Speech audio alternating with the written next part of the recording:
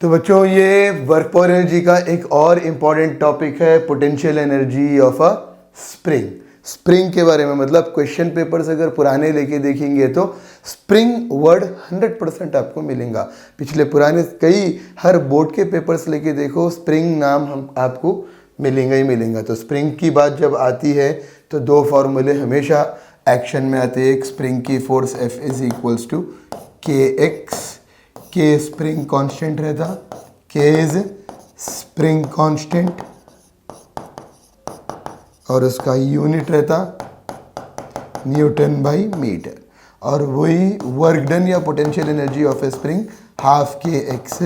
Square. ये दो formulas compulsory action में आते बच्चों अगर आपको ये वर्ड आ गया एग्जाम में, स्प्रिंग एक्सटेंड्स। तो खैर यहाँ पर न्यूमेरिकल नंबर 1 क्या बोल रहा, if a spring extends by x on loading, मतलब अगर उसके ऊपर लोड दिए तो उन्हें एक्सटेंड हो रहा एक्स से, then energy stored by the spring is, if T is the tension मतलब फोर्स की जगह पे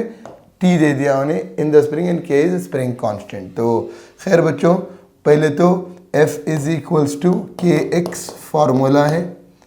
तो F की जगह रिप्लेस करना है T से, के एक्स स्प्रिंग कांस्टेंट की वैल्यू T बाई, आप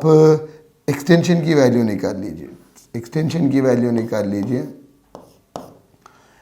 T by k is equals to x, x is equals to T by k. इसको 1 बोलिए, वर्क डन हाफ के एक्स स्क्वायर, तो हाफ के एक्स स्क्वायर बन गया है हाफ के एक्स की वैल्यू टी बाई के स्क्वायर, तो फिर ये 1/2 के टी स्क्वायर बाई के स्क्वायर, टी स्क्वायर बाई 2 के, ये वर्क आ गया। तो आप चेक करेंगे अपने ऑप्शन टी स्क्वायर बाई 2 के, टी स्क्वायर बाई 2 के, तो आपका ये टी स्क्वायर बाई 2 एक्स नहीं 2 के होना चाहिए और ये टी पावर बनी ऑप्शन में। आपको फर्स्ट ऑप्शन के है, ये एक्स वो हो गया के सारे, तो option number A is the right answer. Right answer आपका जो ऑप्शन रहेगा टी स्क्वायर बाई 2 के का वो करेक्ट रहेगा। खैर एनी हाउ बच्चों नेक्स्ट क्वेश्चन देख लेंगे। अ स्प्रिंग ऑफ स्प्रिंग की जो लेंथ है 40 मिलीमीटर की है, ठीक है, तो is stretched by the application of force जो है 10 newton, required to stretch the spring through, x दे दिया, स्ट्रेच दे दिया 1 मिलीमीटर, तो 1 × 10⁻³ मीटर, मीटर में कन्वर्ट कर लेंगे क्योंकि ऐसा यूनिट जूल है। तो फिर work done in stretching the spring, तो पहले तो फोर्स कांस्टेंट लाने के लिए स्ट्रेच का काम होता, यानी कि F इज इक्वल्स टू के एक्स और F इज 10 के 1 × 10⁻³ ऊपर चला गया 10 × 10⁻³ equals to k is equals to 10⁴ newton by metre. ये स्प्रिंग कांस्टेंट निकाले अपन। अब उन्हें बोल रहा work done in stretching the spring through 40 mm, 40 mm से स्ट्रेच करने के लिए वर्क डन कितना है, तो स्ट्रेच हाफ के, यहाँ पर x1 ले लीजिए क्योंकि 1/2 तो ठीक है, 10⁴ भी ठीक है, स्ट्रेच 40 mm का है, स्ट्रेच 40 mm का है क्वेश्चन में बोला, और एम्स में पूछा, नीट में पूछा, एमसेट में भी पूछा, तो फिर खैर आपको ये 1/2 10⁴ 16, अब मान लीजिए ये 00, ये 10⁻⁻6, ये 2 0 बन गए और ये 10⁻³ 2 × 6, तो ये 2 0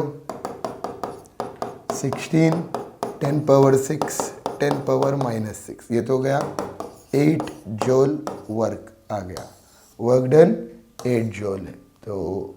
बच्चों उम्मीद है कि ये भी मतलब option number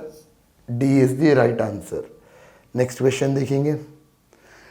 2 springs A and B have spring constants Ka, Kb, ठीक है, और Ka की वैल्यू 2 Kb दे दिया, are stretch by applying force of equal magnitude, तो इक्वल मैग्नीट्यूड की फोर्स अप्लाई कर रहे हैं अपन। इसके बाद फिर क्या हो रहा है बच्चों कि एनर्जी स्टोर्ड इन जो एनर्जी स्टोर होगी, then the energy store E B, यानी कि in B will be, E B की वैल्यू पूछ रहा हूँ मैं, तो same F is equals to के x, x is equals to F by K, F by K x की वैल्यू आ गई। मैं इसके बाद फिर एनर्जी स्टोर का फॉर्मूला डब्ल्यू हाफ के एक्स स्क्वायर एफ बाई के स्क्वायर, या एनर्जी ले लीजिए half K F square by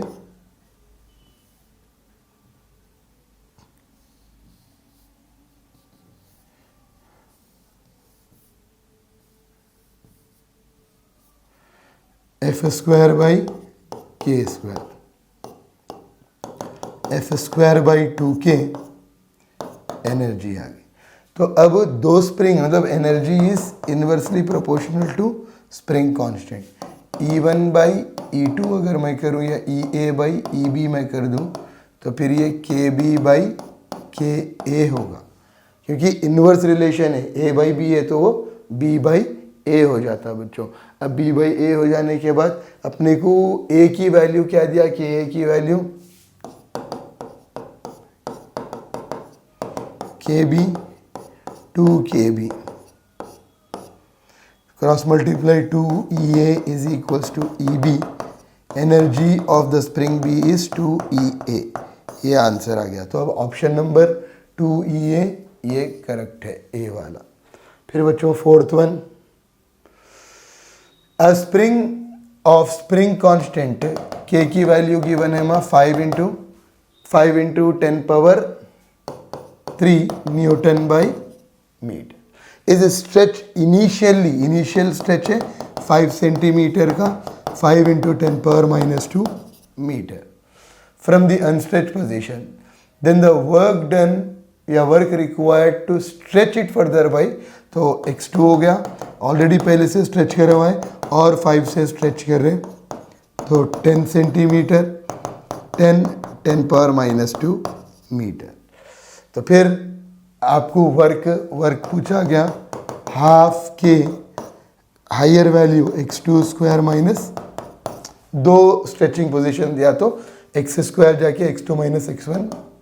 half k की वैल्यू बच्चों 5 10 power 3 x2 10 into 10 power -2 square, 5 into 10 power -2 square, 1/2 5 10 power 3, ये 10 10 100 10 पावर -4 25 10 पावर -4,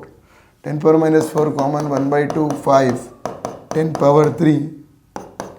100 -25 10 पावर -4 कॉमन निकाल लो बच्चों, 1/2 5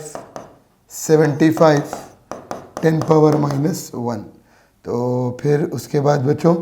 75 इंटू 5 25 39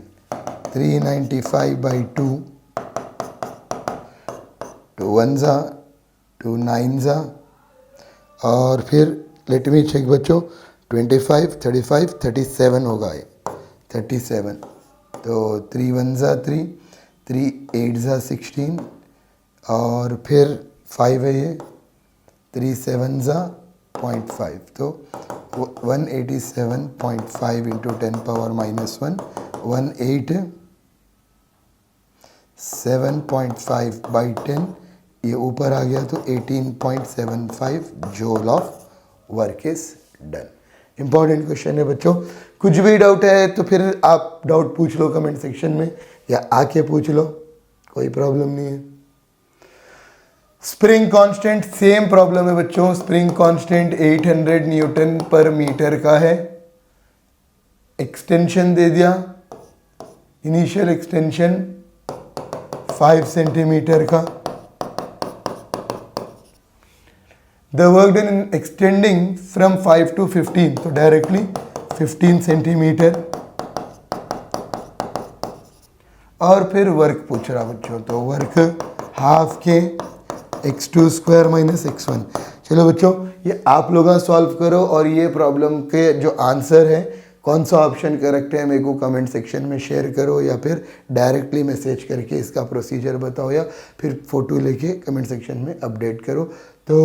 इसके आंसर का मैं वेट करूँगा बच्चों, और अगर कोई डाउट है तो पूछो। ये टॉपिक भी फिनिश हुआ, यानी कि इसके PYQs अपन मैक्सिमम करने की कोशिश कर रहे हैं। फिर नेक्स्ट टॉपिक पे अपन मिलेंगे पावर और कोलिजन पे। टिल देन बच्चों टेक केयर, गुड बाय।